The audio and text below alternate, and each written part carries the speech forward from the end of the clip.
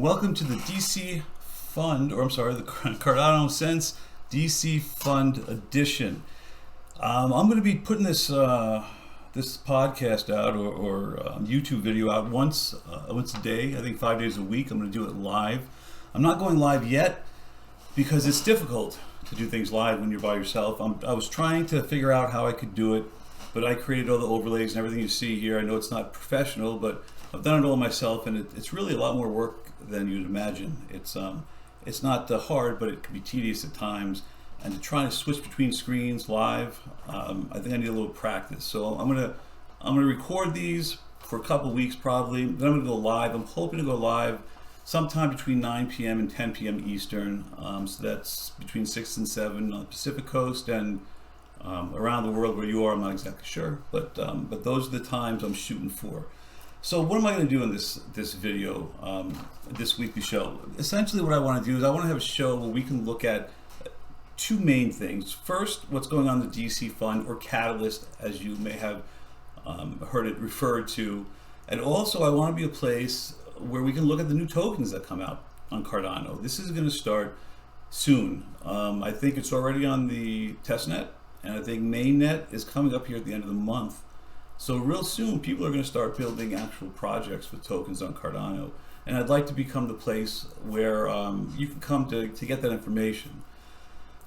What's the format going to be? Well, as you can see, I think it's on this side. I've got a little clock there with kind of a rundown. So I'm trying to do 3-minute segments, essentially. This show I'm showing 3 different projects that are coming up on the current Catalyst Fund. I'm going to try to do 3 projects a day.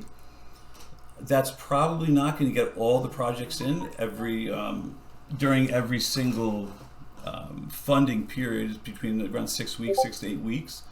They're still kind of working on the exact timing for this. But if you look at the funds, right, you have some of them that have done really well, and some of them that are just ideas that haven't really gone anywhere. So I'm going to look at, I'm going to look at the funds. I'm also a community advisor, so I spend time looking at these anyway. So I'm going to look at the ones, and the ones that I like, I'm going to put on there. The ones that have got a good amount of work being put into them, I'm going to spotlight them. And of course, if anyone wants to ever come on the show that has a proposal before the fund, you're always welcome, no matter what the fund looks like, or no matter what the proposal looks like. You can always come on, and we'll do an interview, and we'll talk about your proposal. So the show is sponsored by myself. Let me see if I can switch over here. I created this website. So this website is the CardanoFund.com website. This is not in place of IdeaScale. IdeaScale is the formal website that people put their proposals on. So I will link that down below. This is not a replacement for that. It's not trying to be. This is just a place you can come, you can look at the proposals. You don't have to get a login and sign in and all that kind of stuff. IdeaScale it's a good website, but when you first go to it, it's kind of a little tricky to get around until you kind of get used to it. So I created this website as a place where you can go and just look at the proposals without having to actually create another user ID for another site. I also have my stake pool, Sophie Stake Pool. So if you're looking for a place to stake your ADA, please consider Sophie Stake Pool. Okay, so let's go ahead and get on to the first proposal here, to Serv. Okay, so Serv is an interesting proposal.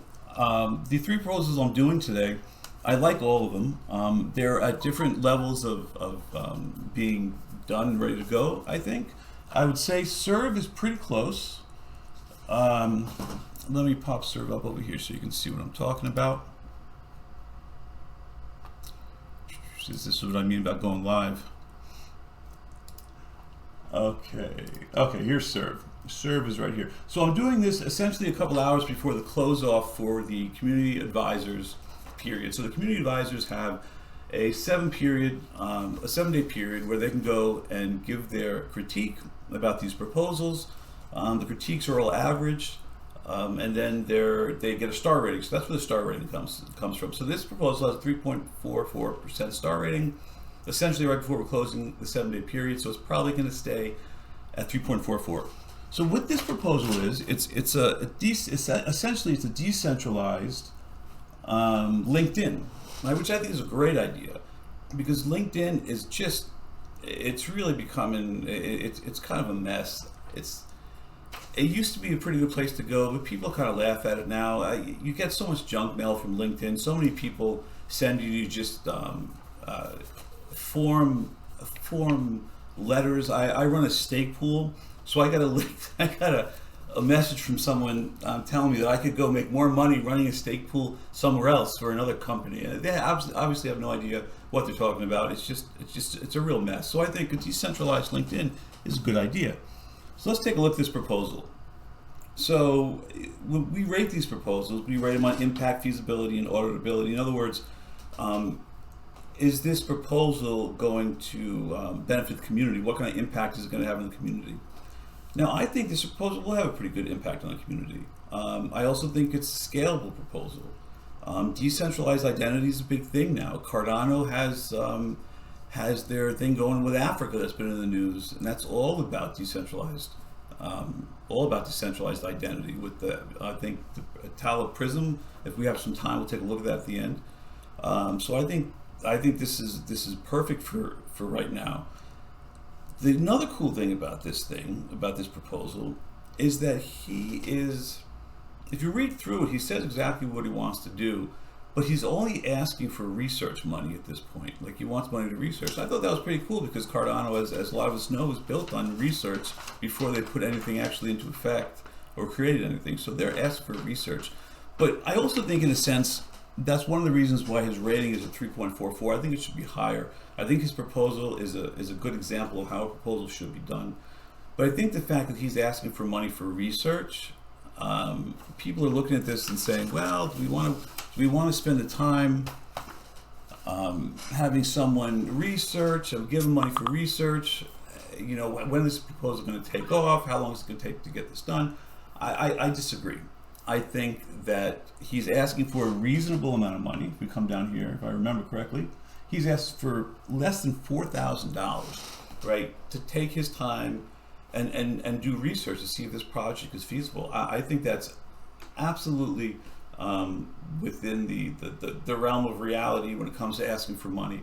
I think this is a good project, and I think that people should take a real strong look at this project.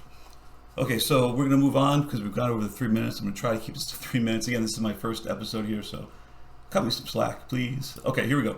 So let's take a look at the next proposal, which is another cool proposal, which is, you'll see it's a pretty low, kind of has a low star rating here, 1.2 stars. This is a proposal that wants to bring chess to the blockchain, right? So I think this is great. I think this is great for a couple of reasons. I think it's great because most of these proposals are just around tech. I think we should bring other people besides just tech people in. I think we need to bring people in from the outside. So I think this is a great idea. But this is an example of what I said earlier, of an idea proposal. It's not really ready for prime time yet. If we look over here at its proposal, without reading through it, it's very short. I mean, this is the whole proposal. It's basically essentially here on one page. So let's go through some of the stuff on this proposal. He mentions that there's 6 million people that play chess, and I found that fact. It was done by YouGov. There was a survey done by YouGov in 2011. 6 million people, in fact, said they played chess the year before. He didn't mention that in the proposal. You do have to cite your sources, especially if you're going to say something like 6 million people play chess. Another thing about this proposal, you have to look at. So let's look at the impact, right? So the impact is the first thing. I do think it'll have impact. I think this will bring people and help people come to Cardano. What he wants to do in this proposal is set it up so that grandmasters, I don't know a whole lot about chess, but grandmasters, or people that are very good at chess, will be incentivized, right, to play chess with people that are nowhere near their level, so that people that are just learning, or maybe people that are more than just learning, but people that have been playing for a little while, that do it for a hobby, they want to see how well they do against someone that's a grandmaster, or someone that's so much better than them. They have an opportunity to play these people and gain that kind of experience. And I could see where that would be something that would be that people. I think a lot of people would like to do that, and I think if you have the right incentive structure, the grandmasters or the really good chess players, they probably will spend time playing people that are kind of under their ability. I think that's pretty cool. I think that's a neat idea. I really like it. So let's get to the feasibility. Now, in feasibility, you're supposed to look at things like how much experience does the person have, right? So this proposer says that he's a developer, but he doesn't prove it anywhere, right? And I hate to say you have to prove something, but in this day and age, you're asking for money. So you really do. You need to prove that you're gonna, if you take this project, if you get the money, then you're gonna be able to do it. He has no documentation on his on whether on what kind of developer he is, right? The budget. Okay, the budget. This is a big deal in this, right? So the last budget we saw is about $4,000 for research. So this person here, he would like to start this just chess program. He would like $100,000 to start this chess program. So that's a big issue, right? So you have a good idea, but you're hitting foul balls left and right here. Like, well, you're gonna ask $100,000 for a proposal that's not even. I mean, it's a good idea, but that's it. The proposal is not written very well. What else? We're also supposed to rate things on milestones. In other words, how can we as the community, if we give you this money, tell that you're doing what you're supposed to do, right? You're meeting your milestones, and you're doing, and you're progressing along the path to get this done. There's no milestones in here. There's no challenges or risks. At one point in here, he talks about how chess.com might want to be a part of this. Well, that's true. Maybe chess.com would want to be a part of this, but what if the opposite happens? What if they don't want to be a part of this? How hard would it be to get something off the ground like this if you have chess.com, which I think is the biggest website for chess in the world, going against you on this? It would be almost impossible. So that has to also be looked at as a challenge. So he never really looked into challenges or risks going into this project. But again, I think he should continue with it. I think he should really take kind of the critiques that he's getting from some of the community advisors and maybe implement some of the things that he's missing and propose this again, and maybe continue to propose it until it becomes a good project. I really like the idea of this project. Okay, let us move on to the last project, Plugin.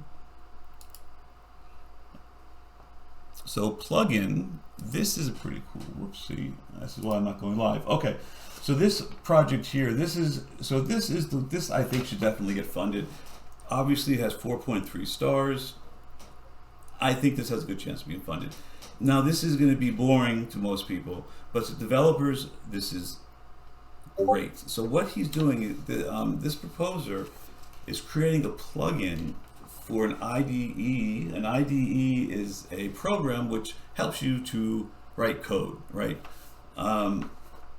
He's going to make a plugin for this program, which essentially helps you to write code for all the things that the Cardano blockchain can do right now, to include node configuration, right? So we have nodes on the blockchain, account management, transaction management. Obviously we can send money back and forth, but the big one here is native token management. Native token management is essentially projects with their own tokens being built on Cardano. Now if he gets funded for this, and he has a very reasonable timeline in here, I think it's towards the bottom, and you can see how long this proposal is, how well thought out and written it is. Yeah, he has like a timeline here. This one MVP release, and another thing is he's asking for a reasonable amount of money. So consider this. So kind of compare this to the chess game, right? Or the chess program that wanted $100,000. This is a professional developer. He wants $15,000 to do this, right? He's going to be done with it 10 weeks or so, he says. And on top of that, he provides documentation upon documentation. He has his GitHub here. There's 2 different GitHub channels. He's done this before for another blockchain, right? He's also set this up. He's got a website. He's already got a website with his projects on it, right? Cardano here. So again, he's already started this project before he was funded for it. So when you see something like this, or at least when I do as a community advisor, look, it checks all the boxes for me. You know, I mean, the only thing he didn't actually have on here was the risks and challenges. But I don't find that as much of a problem for something like this, because what kind of risks and challenges are you looking at with a plugin for developers, right? And the plugin is running on an IDE called JetBrains, I believe it is, and that's a very, very popular IDE. So with the normal app, right, your challenges are people going to use it? How are you going to get people to use it? You got to advertise it. You know, is it going to bring people in? He's putting this plugin, integrating it into JetBrains. JetBrains already has a good environment of developers, and they have developers that Cardano are looking for on top of that. We're trying to bring in more developers from the outside. So I don't see there being a whole lot under the category of challenges and risks for a project like this, for this plugin. So I don't give him many points off of that. I give this project 5 stars all the way down. I hope he gets funded. I know it's not a sexy project. It doesn't sound very sexy, but I hope that people will see the significance of a project like this. Okay, so we're gonna go. So we're gonna click off here, go into the big closing. Okay, so in closing, I just want to talk about a couple things. Thank you for watching through this. If you did, please like and subscribe. I promise it will get better. This is my first one. I'm going to look at this tape, cringe a lot probably, and then make it better. So if you would, I'd appreciate it. If you liked it, if you want to see more, if you want to see better, please like, subscribe. I would really appreciate it. But in closing, I just want to talk a little bit about what's going on in Cardano now. The price obviously is going through the roof. I think it was at 80 cents at some point today. It's crazy. It's great, right? It's great. It's bringing out jealousy a bit in some of the community. But aside from that, it's good because this project is finally getting recognized. A lot of us who are into this project because we believe in Cardano, and not just Cardano, the technology behind Cardano, right? I don't want to get big into it, but Solidity is a hot mess. I mean, it can't count up to it. It's a hot mess. And functional programming language, which is being used by Cardano, is just so much better. And functional languages are being used by banks now, big corporations, people that want to make sure things run correctly. They use provable functional languages. So a bunch of us have been in it for a while, and it's nice to see the price actually go up. It's nice to see some success with Cardano. And also, get into this real quick. You've heard the news. So IOHK on the brink of securing a massive Cardano government contract in Africa. If you want to look into this a little more, play around with what is going to happen in Africa, Cardano actually has something on the App Store, Atalla Prism. So you can download this. I did install it. You can't do much with it because I think it has to be connected to actual places that are involved in the Prism program. But they have this ready to go, and you can go and play around with it. So a lot of this stuff is happening in the background. Of course, you don't get it with the regular cryptocurrency news. Most of that's about prices up and down. So I just wanted to touch on this towards the end. So I'm going to end this now, this big train wreck of the first episode. And I'm going to look at this and hopefully get better. Thank you. Please like, subscribe, and consider delegating to Sophie if you could, Sophie Stakepool. Thank you very much. Have a great day.